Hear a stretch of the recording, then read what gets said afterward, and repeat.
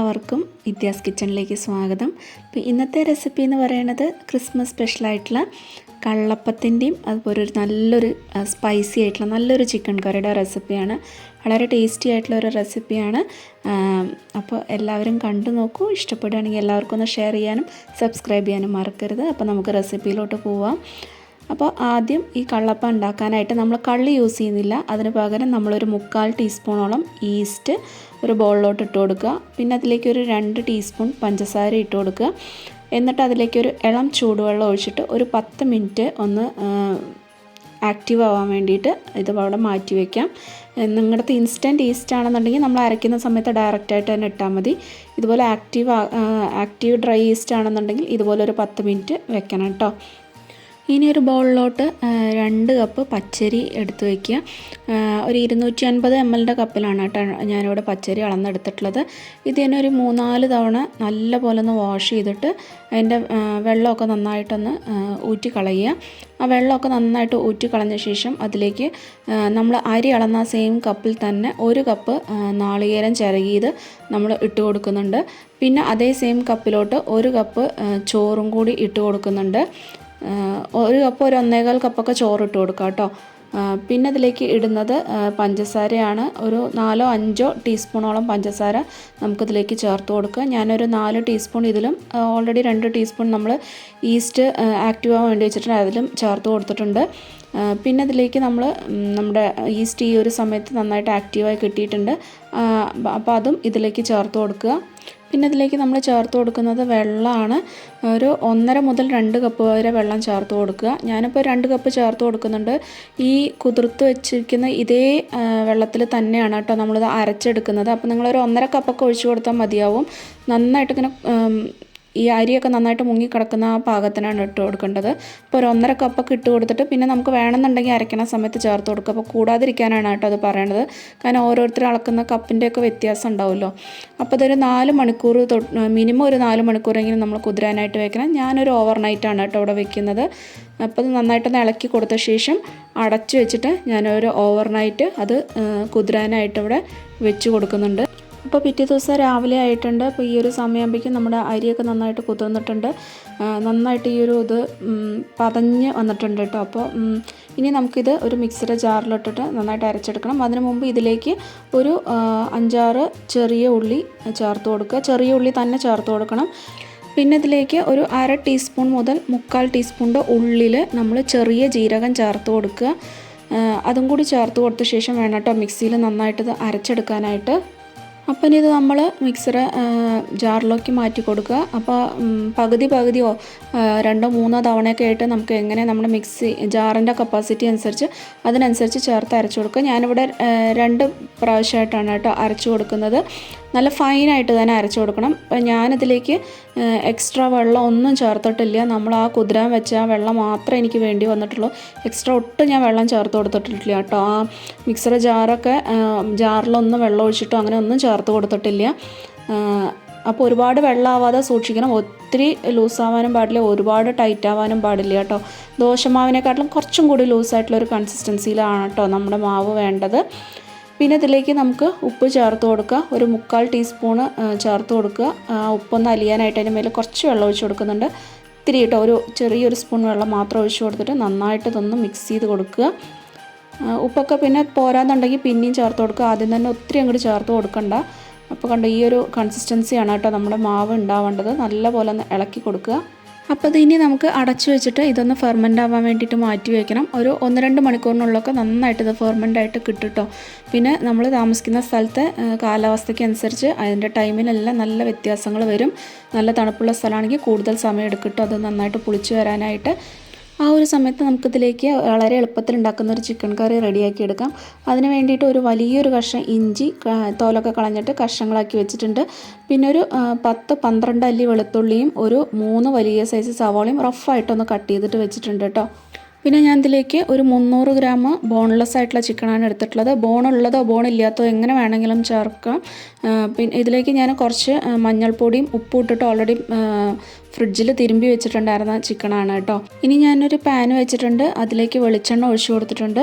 അതിലേക്ക് ഒരു 4 ഏലക്കായും പിന്നെ ഒരു വലിയ കഷ്ണം പട്ടയും പിന്നെ ഇത് സ്റ്റോൺ ഫ്ലവർ ആണ്. ഇത് നമുക്ക് ബിരിയാണിയിലൊക്കെ ഇടുന്നതാണ്. ഇട്ടാൽ നല്ലതാണ്, നല്ലൊരു മണം കിട്ടും.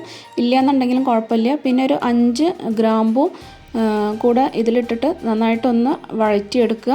അതൊന്ന് നല്ല പോലെ ഒന്ന് വഴഞ്ഞ് കിട്ടുമ്പോൾ നമ്മൾ ഓൾറെഡി അവിടെ അരിഞ്ഞു വെച്ചിട്ടുണ്ടായിരുന്ന ഇഞ്ചിയും വെളുത്തുള്ളിയും സവാളയും കൂടി ഇതിലേക്ക് ചേർത്ത് കൊടുക്കുക. റഫായിട്ട് എല്ലാം ഇത് റഫായിട്ടൊന്ന് അരിഞ്ഞിട്ട് ചേർത്ത് കൊടുത്താൽ മതി. അങ്ങനെ ഷേപ്പോ കാര്യങ്ങളോ ഒന്നും വേണമെന്നില്ല കേട്ടോ. എന്നിട്ട് പെട്ടെന്ന് ഇതൊന്ന് ആയി കിട്ടാനായിട്ട് ഒരു 1/4 ടീസ്പൂണോളം ഉപ്പും കൂടി ചേർത്ത് കൊടുക്കുക. അതും കൂടി ചേർത്ത് കൊടുത്തിട്ട് നന്നായിട്ടൊന്ന് വഴറ്റിയെടുക്കുക. അപ്പോൾ ഈ സവാളയുടെ ചെറുതായിട്ടൊന്ന് കളറ് ചേഞ്ച് ആവുന്ന, അതായത് നന്നായിട്ട് സവാള ഒന്ന് സോഫ്റ്റായി കിട്ടിയാൽ മതി. ലൈറ്റായിട്ടൊന്ന് കളറ് ചേഞ്ച് ആവുന്ന സമയം വരെ മാത്രം വഴറ്റിയെടുത്താൽ മതി.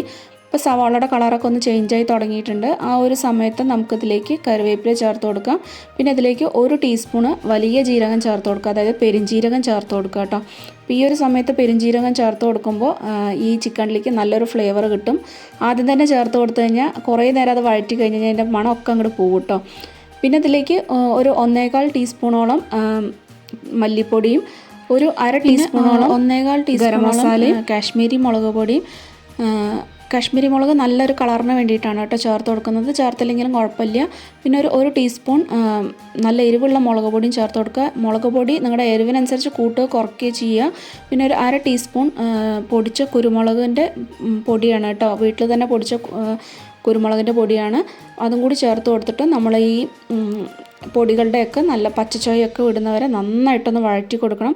പൊടികളുടെയൊക്കെ പച്ചമണി മാറി കഴിയുമ്പോൾ നമുക്കത് ആറാൻ വെച്ചിട്ട് മിക്സിയിൽ ആവശ്യത്തിന് വെള്ളം ഒഴിച്ചു കൊടുത്തിട്ട് നന്നായിട്ടൊന്ന് അരച്ചിട്ട് മാറ്റി വയ്ക്കണം. ഇനി ആ സെയിം പാനിലോട്ട് തന്നെ നമ്മൾ ഈ അരച്ച് വെച്ച മസാലയില്ലേ അത് ചേർത്ത് കൊടുക്കുക. അത് ചേർത്ത് കൊടുത്ത ശേഷം നമ്മൾ നന്നായിട്ടൊന്ന് മിക്സ് ചെയ്യുക കേട്ടോ.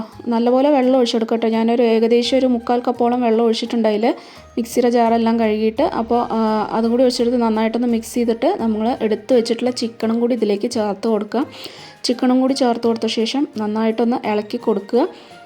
അപ്പോൾ ഉപ്പ് പോരാന്നുണ്ടെന്നുണ്ടെങ്കിൽ ഈ ഒരു സമയത്ത് നമുക്ക് ഉപ്പൊക്കെ ചേർത്ത് കൊടുക്കുക കേട്ടോ. അപ്പോൾ വെള്ളം ഞാൻ നല്ല തിക്കായിട്ടാണ് ഇരിക്കുന്നത്.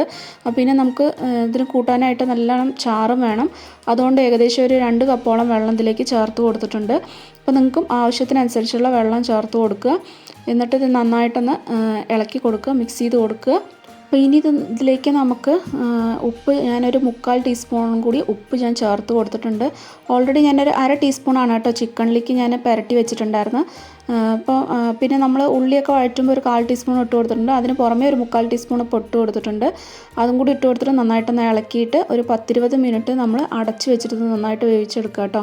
അപ്പോൾ ബോൺലെസ് ആയതുകൊണ്ട് തന്നെ പെട്ടെന്ന് തന്നെ വെന്ത് കിട്ടും.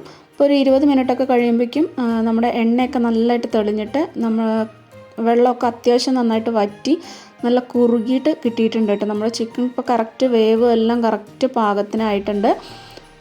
അപ്പോൾ നമ്മുടെ കറി ഇവിടെ റെഡി ആയിട്ടുണ്ട്. ഇപ്പോൾ ഈ ഒരു കള്ളപ്പത്തിനൊക്കെ നല്ല കോമ്പിനേഷനാണ് കേട്ടോ ഈ ഒരു ചിക്കൻ കറി. അപ്പോൾ ഫ്ലെയിമൊക്കെ ഓഫ് ചെയ്തിട്ട് നമുക്കിതിലേക്ക് കുറച്ച് കറിവേപ്പില ചേർത്ത് കൊടുക്കുക. പിന്നെ ഇതിലേക്ക് നമുക്ക് ഒരു 1/8 സ്പൂണ് ഗരം മസാല കേട്ടോ, 1/4 ടീസ്പൂണിനും പകുതിയാണ് ഗരം മസാല ഇവിടെ മുകളിൽ വെതറി കൊടുക്കുക. പിന്നെ അതിലേക്ക് കുറച്ച് വെളിച്ചെണ്ണ, പച്ച വെളിച്ചെണ്ണയും കൂടി ചേർത്ത് കൊടുത്തിട്ട് നമുക്കതൊരു മൂടി വെച്ചിട്ട് നമ്മൾ കഴിക്കാറാകുമ്പോൾ അത് എടുത്താൽ മതി. അപ്പോഴേക്കും ഇതിൻ്റെയൊക്കെ ഒരു നല്ല മണം ഇതിലേക്ക് നന്നായിട്ടൊന്ന് ഇറങ്ങി കിട്ടും. ഇനി നമുക്ക് നമ്മുടെ അപ്പം ചുട്ടെടുക്കാം കേട്ടോ. അപ്പോൾ എനിക്കിവിടെ ഒരു 1 മണിക്കൂറൊക്കെ കഴിയുമ്പോഴേക്കും തന്നെ മാവ് നന്നായിട്ട് പുളിച്ച് പൊങ്ങിയിട്ടുണ്ട്.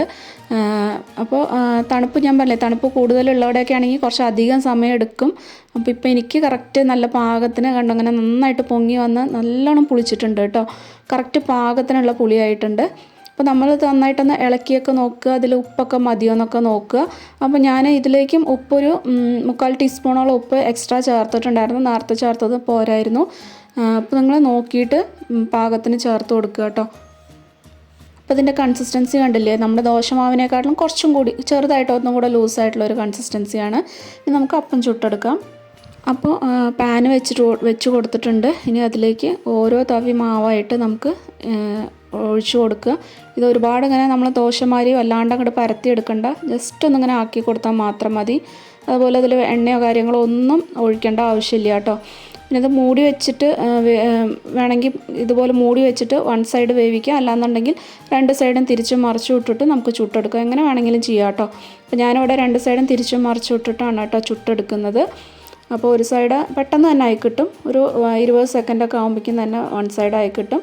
അടുത്ത സൈഡും ആ സെയിം അതേപോലെ തന്നെ നമുക്ക് ചുട്ടെടുക്കാം. ഇതേപോലെ തന്നെ ബാക്കിയുള്ള അപ്പം കൂടി നമുക്ക് ചുട്ടെടുക്കാം. ഏകദേശം നമുക്കൊരു 20ഓളം അപ്പമാണ് കേട്ടോ നമുക്ക് ഈ ഒരു മാവിൽ നമുക്ക് കിട്ടുക. പിന്നെ നമ്മൾ ഒഴിക്കുന്ന ആ ഒരു ഇതിനൊക്കെ അനുസരിച്ച് അങ്ങടും ഇങ്ങടൊക്കെ വ്യത്യാസങ്ങൾ വരും. എനിക്ക് ഏകദേശം ഒരു 10-22 അപ്പം എനിക്ക് കിട്ടിയിട്ടുണ്ടായിരുന്നു കേട്ടോ.